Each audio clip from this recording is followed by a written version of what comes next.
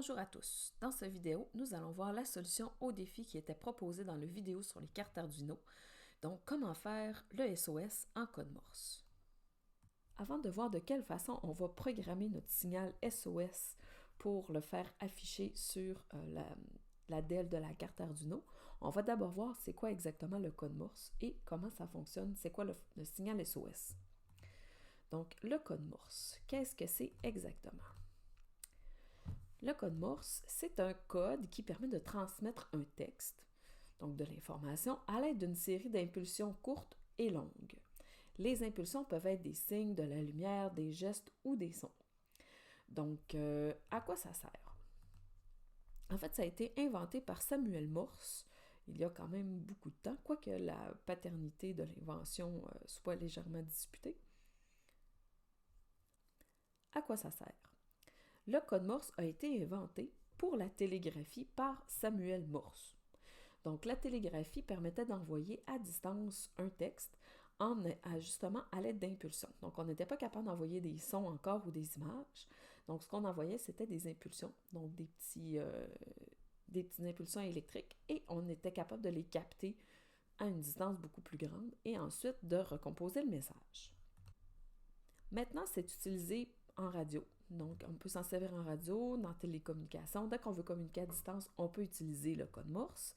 C'est aussi utilisé par les scouts, les alpinistes, en plongée sous-marine. Et surtout, c'est utilisé par les espions dans les films pour envoyer des messages à distance. Et il y a toujours au moins une personne de l'autre côté qui connaît le code Morse. Bien pratique.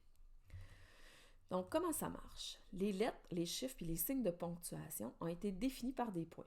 Donc, qui sont des impulsions courtes et des tirets. Donc, vous avez des lettres qui ont un seul point, il y a des lettres qui ont seulement des tirets, il y a des mélanges de tout ça. Et le but de ça est que tout le monde utilise la même convention. Donc, si vous voulez faire, par exemple, un E, c'est un seul point, c'est un seul point pour tout le monde. Donc, comment est-ce que ça fonctionne exactement le code Morse? Donc, on commence avec la durée d'un point qu'on peut appeler un temps. C'est pas obligé d'être la même valeur pour tout le monde, mais l'important, c'est que tout soit un peu proportionnel. Donc, un point dure une fois la valeur d'un temps. Un tiret va être 3 fois plus long qu'un point. Il faut faire des pauses entre le point et le tiret pour être capable de les reconnaître, et cette pause-là doit durer un temps. Ça, c'est à l'intérieur d'un chiffre ou d'une lettre.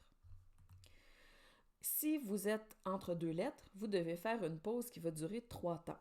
Donc, pendant 3 temps, il n'y aura pas de son ou pas de lumière. Et entre deux mots, vous devez attendre 5 temps. Donc, c'est de cette façon-là qu'on est capable de découper le signal et d'en venir à faire quelque chose d'intelligible. Maintenant, le signal SOS, lui, a été défini en code Morse comme étant constitué de 3 points, suivi de 3 tirets et ensuite de 3 points. On a donc éventuellement découpé le signal en 3 lettres, S, O et S, parce qu'en effet, en code Morse, le S, c'est 3 points, le O, c'est 3 tirets, donc SOS. Par contre, techniquement, si c'était le cas, si c'était vraiment SOS, on devrait avoir une pause entre les 3 points et les 3 tirets parce qu'on est à la fin d'une lettre. Et on devrait avoir une pause un peu plus longue aussi entre les 3 tirets et les 3 points parce qu'on serait aussi à la fin d'une lettre. Mais ce n'est pas le cas, c'est un signal qui est en entier comme si c'était une seule lettre. Mais c'est plus facile de se rappeler de comment il est exactement en se servant de SOS parce que c'est des lettres quand même assez simples et c'est un peu répétitif. Donc techniquement, il devrait y avoir des pauses entre les lettres, donc on devrait avoir une pause ici et une pause à cet endroit-là, mais il y a seulement des pauses, une pause qui dure un temps et non pas une pause qui dure 3 temps. Donc, voyons maintenant comment on peut implémenter ça à l'intérieur de notre code.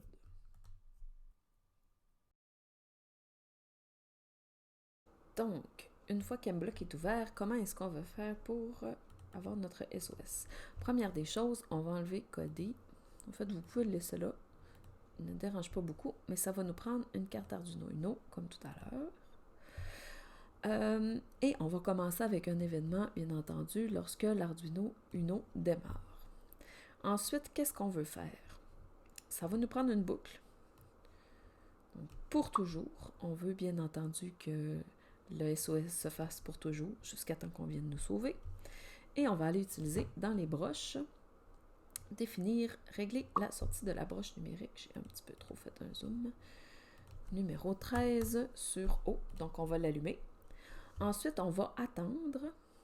Dans le contrôle, on va attendre un certain temps. Donc, on veut faire un point. C'est la première chose qu'on veut faire. Donc, on doit allumer l'ADL pendant un certain temps. On va essayer 0,1 seconde. Donc, c'est allumé, on attend 0,1 seconde. Ensuite, qu'est-ce qu'il faut faire? Il faut l'éteindre. Donc, on va régler la sortie de la broche numérique 13 sur bas. On va l'éteindre et on va attendre le même temps parce qu'il faut attendre exactement la même période de temps ici pour un point puis pour la pause entre deux points. Maintenant, ce qu'on doit faire, c'est, donc ça ici, c'est un point, et ensuite la pause qui va se produire après. Ce qu'on voudrait, c'est avoir ça 3 fois. Donc, on va venir cliquer à droite ici, puis on va dupliquer. On vient d'aller chercher les 4 blocs qui représentent notre point, puis on va les installer ici. Donc, maintenant, on a un point, 2 points. On va refaire la même chose. Un 3e point. Donc, on a nos 3 points. Ensuite, qu'est-ce qu'on veut faire? On veut faire les tirets. Donc, les tirets, c'est la même chose. On a haut et bas, mais au lieu d'attendre 0,1, on va attendre 0,3. On a besoin de 3 tirets. Dupliquer. Dupliquer. J'ai 3 tirets. Ça commence à faire du beau code. Et ensuite, ce qu'on veut faire, c'est 3 points. Donc, on va revenir dupliquer ça ici. Puis, on va remettre le 0,1 seconde parce que le tiret dure moins longtemps. Et on va dupliquer tout ça. 2, 3. Oups. Lui va aller là. Donc, est-ce qu'on est correct? On va mettre ça en plus petit un petit peu et on va vérifier que ça fonctionne. Donc, premier point, on va être sur haut. On attend 0,1 seconde. Sur bas, on attend 0,1 seconde. Ensuite, on va sur haut, on attend 0,1 seconde. Bas, 0,1 seconde. Ça, c'est notre 2e point. Le 3e point, il est ici, 0,1, et on attend 0,1. Quand on est rendu ici, le premier point 3, c'est le premier tiret. On a un tiret, 2 tirets, 3 tirets, et ensuite on revient à la fin, on devrait avoir 3 points. Donc un premier point, un 2e point et un 3e point. La dernière chose qu'il faut qu'on modifie avant de télécharger, c'est qu'on doit avoir ici 0,5 secondes à la fin du mot. Donc simplement pour indiquer que le SOS est terminé. Donc ça prenait quelque chose qui était 5 fois plus long. Maintenant, ce qu'on va faire, c'est qu'on va connecter la carte et on va télécharger pour l'envoyer sur notre carte et on va voir que ça devrait fonctionner. Donc, on a notre SOS. Le code que vous voyez là, ça fonctionne. C'est horrible. Donc, c'est beaucoup trop long. Il y a plein de choses qui se répètent à l'intérieur de ça et qui devraient être optimisées. Donc, on va voir comment est-ce qu'on peut optimiser ce genre de code-là très facilement, vous allez voir, pour avoir quelque chose d'un peu plus intéressant, donc de plus succinct et de facile à lire. Donc, même tout à l'heure, quand on essayait de voir si on avait 3 points et 3 tirets et ensuite 3 points, on était un petit peu perdu. Donc, essayez d'imaginer de quoi ça aurait l'air si on essayait d'écrire un mot. Donc, ce qu'on va faire éventuellement, c'est qu'on va utiliser les blocs personnalisés. Donc, vous pourrez aller voir d'ailleurs la vidéo sur les blocs personnalisés, donc mes blocs, parce qu'on va continuer le code du SOS ici, puis on va justement utiliser les blocs pour le rendre beaucoup plus beau, beaucoup plus facile à lire et beaucoup plus facile à utiliser aussi. Vous allez voir, ça a beaucoup d'avantages. Autre gros désavantage ici aussi du code qu'on a fait. Il fonctionne, ça fonctionne très bien, il n'y a aucun problème, mais si jamais, là, pour l'instant, ce qu'on a fait, c'est qu'on a utilisé une valeur de 0,1 seconde pour définir la longueur d'un point et la longueur des pauses. Si jamais on veut changer cette valeur-là, il va falloir la changer partout, à la main.